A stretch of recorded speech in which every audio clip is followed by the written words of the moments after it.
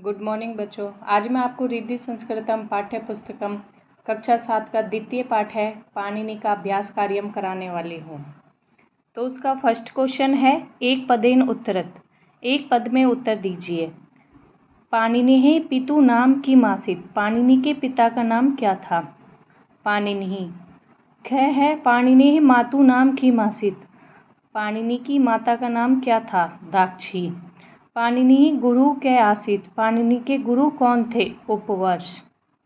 घ है पाणिनि कया हस्ते विद्या रेखाम निर्मितवान, पाणिनि ने किसकी सहायता से विद्या रेखा का निर्माण किया? छुरी कया। अणे है पाणिनि कस्य ग्रंथस्य रचनाम अकरोत्, पाणिनि ने कौन से ग्रंथ की रचना की? अष्टाध्यायी। फिर है पूर्ण वाक्येन उत्तरत, पूर्ण वाक्य में उत्तर दीजिए। क्या है पाणिनि जन्म कुत्र अभवत्, पाणिनि का जन्म कहाँ हुआ? तो ये तो स्टार्टिंग में ही, लेसन की स्टार्टिंग में ही दिया हुआ है। पाणिनि जन्म गांधारस्य सालातुर नामके ग्रामे अभवत्। ख पाणि हस्तरेखा दृष्ट्वा गुरु किम अवदत्, पाणिनि की हस्तरेखा को देखकर गुरु ने क्या बोला? तो गुरु ने बोला था कि तुम तो पढ़ ही नहीं सकते, तुम्हारे हाथ में तो विद्या रेखा ही नहीं है। तो पाणिनि हस्तरेखा दृष्ट्वा, ये तो प्रश्न में ही दिया गया है। पाणिनि हस्तरेखा दृष्ट्वा गुरु अवदत्, क्या बोले? यत की भवते हस्ते तु विद्या रेखाम एव न अस्ति, कि आपके हाथ में तो विद्या रेखा ही नहीं है। ग है शिलायाम गर्त कथम जाता है, पत्थर पर गड्ढा होने का क्या रहस्य था?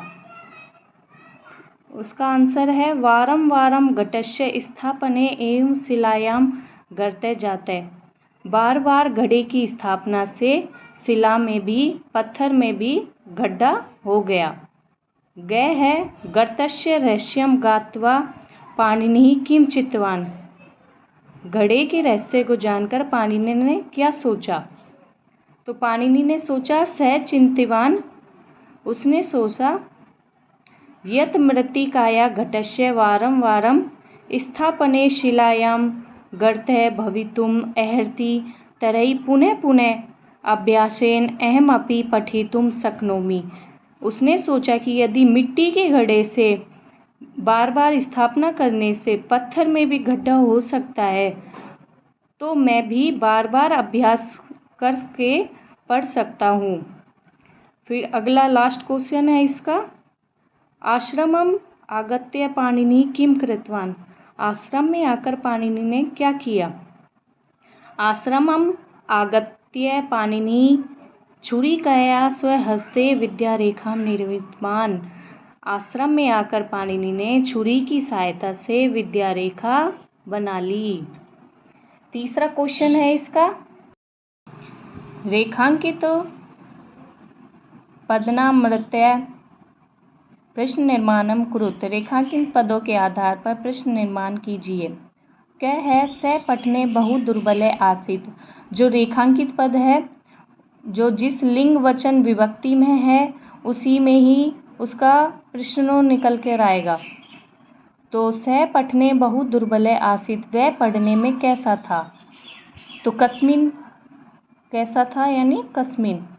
फिर ख है मार्गे सह पिप्साम अनुभवत, मार्ग में उसे क्या अनुभव हुआ? किम यानी क्या। फिर है सा महिला अवदत्, वह महिला बोली। का यानी कौन। फिर है पाणिनि आश्चर्येन स्तब्धः जातः, पाणिनि को क्या, किससे स्तब्ध हो गए? तो केन, आश्चर्येन केन। अणिय क्वेश्चन है स छुरिकया हस्ते विद्या रेखाम निर्मितवान, उसने किसकी सहायता से विद्या रेखा बना ली? कया, छुरिकया कया। फिर चौथे नंबर का क्वेश्चन है अधोलिखित पदानाम मूल शब्द विभक्ति वचन च लिखत, नीचे लिखे शब्दों के मूल शब्द विभक्ति और वचन लिखिए। तो इसका पहला पद है यथा पाणिनि, जैसे पाणिनि का मूल शब्द पाणिनि है, विभक्ति प्रथमा है और वचन एक वचन है। उसी प्रकार तस्य का तत् मूल शब्द है, षष्ठी विभक्ति है और वचन एक वचन है। पिपासाम का पिपासा मूल शब्द है, द्वितीय विभक्ति है और वचन एक वचन है। और रहस्यम का रहस्य मूल शब्द है, द्वितीय विभक्ति है। बच्चों इसमें दो विभक्ति है, एक तो द्वितीय भी है और प्रथमा भी है। और वचन एक वचन है। फिर आता है पठने। पठने का पठन मूल शब्द है, सप्तमी विभक्ति है, वचन एक वचन है। फिर लास्ट आता है छुरिकया। छुरिकया का छुरी का मूल शब्द है, तृतीय विभक्ति है, वचन एक वचन है। फिर पांचवा क्वेश्चन है मंजूषायाम प्रदत्त पदानाम सहायताया रिक्त स्थानानि पूरयत। मंजूषा में दिए गए शब्दों की सहायता से रिक्त स्थानों की पूर्ति कीजिए। तो पहला है पाणिनि तत्र गत्वा जल याचत। पाणिनि ने वहाँ जाकर जल मांगा। ख है एतत् वाक्यम श्रुत्वा पाणिनि आश्रमात् गृहं प्रति प्रस्थित है। ऐसे वाक्य सुनकर पाणिनि आश्रम से घर की ओर प्रस्थान हुए। ग है स हस्तरेखा दृष्ट्वा अवदत्। उन्होंने हाथ की रेखा को देखकर बोला। छठा क्वेश्चन है और सबसे लास्ट वाला है निर्देशानुसारम धातु भी सह प्रत्यय संयोज्य रिक्त स्थानानि पूरयत। निर्देशानुसार धातुओं के प्रत्यय जोड़कर रिक्त स्थानों की पूर्ति कीजिए। तो क है अहम गृहम पठामि। इसमें गम मूल शब्द है और कत्वा प्रत्यय है। कत्वा प्रत्यय का त्वा शेष रहता है और गम धातु है, तो गम धातु में त्वा जोड़ने पर क्या बनेगा गत्वा। उसी प्रकार ख है स अवदत्त। तो वी मूल शब्द है, गम हस धातु है, ल्यप प्रत्यय, ल्यप का यह शेष रहता है तो मिलकर क्या बनेगा विहस्य। फिर ग है राम आगच्छत। तो श्रु मूल शब्द है, कत्वा प्रत्यय है, तो कत्वा प्रत्यय का त्वा शेष रहता है तो मिलकर क्या बनेगा श्रुत्वा। फिर आता है लास्ट अहम प्रातः ईश्वरम नमामि। तो क्या बनेगा उत्थाय।